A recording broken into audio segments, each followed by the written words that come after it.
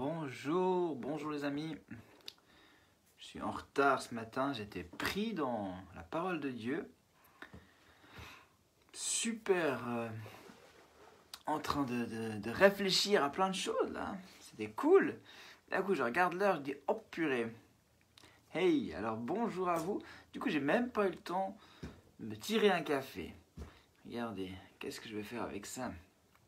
Ah là là, c'est même plus un Bible and Coffee, c'est un Bible and Coffee sans café, c'est pas possible ça. Bon, ma foi, c'est comme ça. Je prendrai mon café tout à l'heure avec ma femme. Bon, j'espère que vous avez eu une bonne Saint-Valentin pour ceux qui fêtaient ça. Et puis que vous vous souviendrez de ce petit gag de dimanche matin avec le citron. Et puis,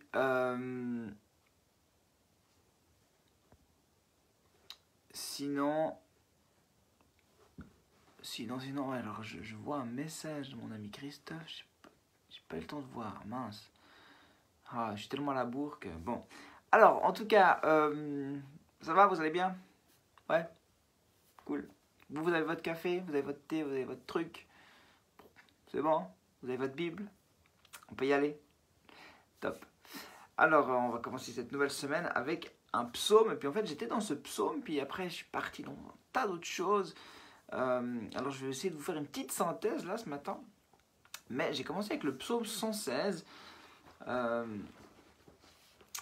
J'étais inspiré à lire ce psaume ce matin, depuis le verset 5, on va lire le verset 5 à 10, qui dit ceci: l'Éternel fait grâce et il est juste, notre Dieu est rempli de compassion. Alléluia. Ok, peut-être ce matin, il y en a qui ont besoin d'entendre ça.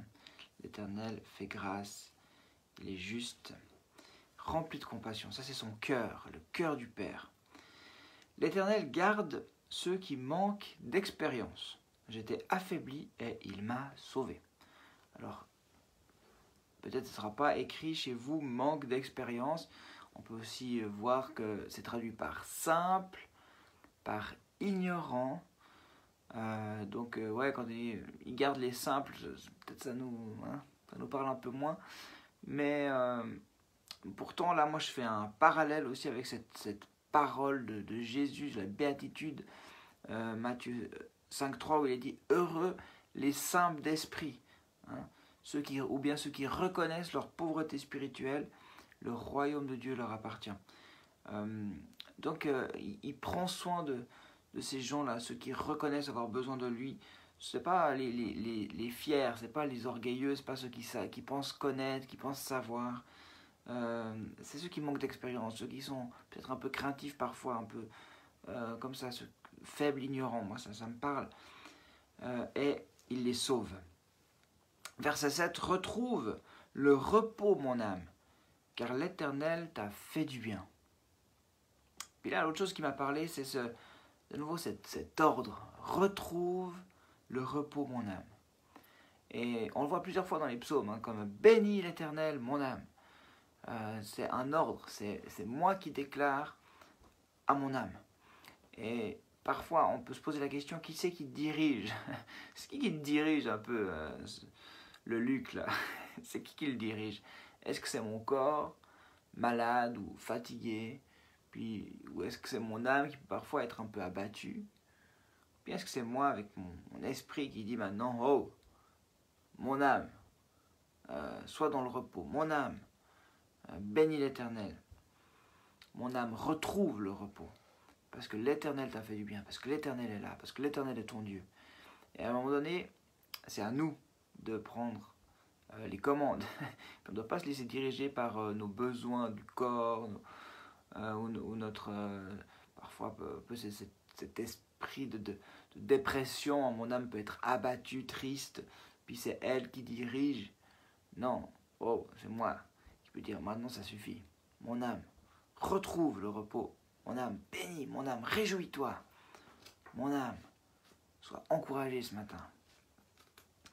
Ok. Et puis pourquoi elle peut retrouver le repos, cette âme? Ben oui, comment l'Éternel lui a fait du bien. Oui, tu as délivré mon âme de la mort mes yeux des larmes, mes pieds de la chute.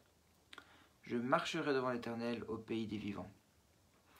Puis le verset 10, j'avais confiance, j'aimerais un petit peu rester là-dessus aujourd'hui, j'avais confiance, même lorsque je disais, je suis plongé dans le malheur. J'avais confiance. J'avais foi, certaines traductions vont le dire. Vous savez que même dans bon là on est dans l'hébreu, mais dans le grec aussi, foi et confiance, c'est la même racine, pistis, donc j'avais confiance, j'avais foi, j'avais confiance, même lorsque je disais je suis plongé dans le malheur. Alors, on va juste s'arrêter sur la confiance encore ce matin. C'est pas facile de faire confiance. Pour moi, confier, hein, quand je pense à confier, c'est vraiment, il y a l'aspect de s'appuyer, hein, s'appuyer sur, et puis quand on s'appuie sur Dieu, du coup, on peut être dans le repos, justement. Mais il y a aussi l'aspect de donner. Hein. Si je dis, je te confie mon fils, ça veut dire je te le donne, mais je suis en paix de le faire. Je te donne, il y a une responsabilité. Je te délègue une responsabilité. Mais je suis dans la paix. Et donc c'est pas toujours simple de le vivre, hein, de donner, de lâcher, de confier à Dieu, parce qu'on veut garder, on veut maîtriser.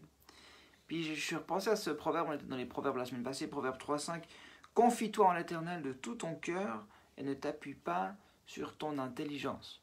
Et puis je trouvais intéressant en fait ce lien entre le cœur et l'intelligence, enfin de se confier, de donner, de lâcher prise, puis de ne pas s'appuyer sur cette intelligence qui peut nous limiter, qui peut nous faire maîtriser. Donc je suis parti un peu là-dessus tout à l'heure, c'est pour ça que je suis en retard, je vous dis. Et puis après ça m'a fait penser encore à Philippiens 4, on connaît ces versets 6 et 7, où il est dit, ne vous inquiétez de rien, mais en toute chose faites connaître à Dieu tous vos besoins, etc. Donc en gros, confiez-lui, ne vous inquiétez pas, n'ayez pas des craintes, mais confiez-lui vos besoins, dites-lui les choses, confiez-lui. Et puis le résultat, c'est quoi? C'est le repos. Le résultat, c'est la paix. La paix de Dieu qui dépasse toute intelligence. Puis là, ça fait vraiment le lien. Ne t'appuie pas sur ton intelligence, maintenant tu lui confies les choses. Et puis, la paix qui dépasse cette intelligence, qui dépasse ce que l'on peut comprendre, qui dépasse ce que l'on mesure finalement, gardera vos cœurs et vos pensées. Donc voilà, je suis parti un peu dans ça ce matin. Et puis je trouvais vraiment intéressant de réaliser que finalement le fruit de la confiance, lorsqu'on fait confiance, en retour on a cette paix. Et c'est une confiance qui dépasse notre intelligence. Et si le psalmiste veut dire j'ai gardé confiance, même dans le malheur finalement, hein, alors que j'étais plongé dans le malheur, c'est cette confiance qui dépasse l'intelligence. Je peux pas me confier d'une manière rationnelle. C'est vraiment donner et laisser la place à Dieu. Et puis pour recevoir cette paix qui est au-delà de ce qui est normal finalement. Voilà, alors j'ai fait un peu ces liens-là ce matin. J'espère que vous pourrez vous y retrouver entre la confiance, l'intelligence, la paix.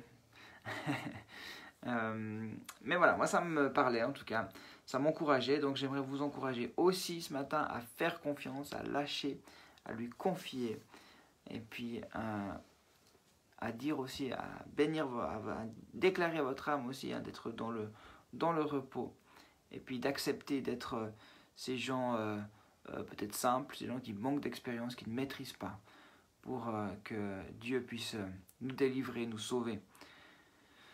Amen. On va prier ensemble.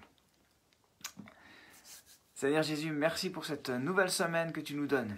Et c'est vrai, on veut choisir encore de nous confier en toi, de te faire connaître nos besoins. On ne veut pas rester dans l'inquiétude, mais on te donne, on te fait confiance, on lâche prise et on reçoit.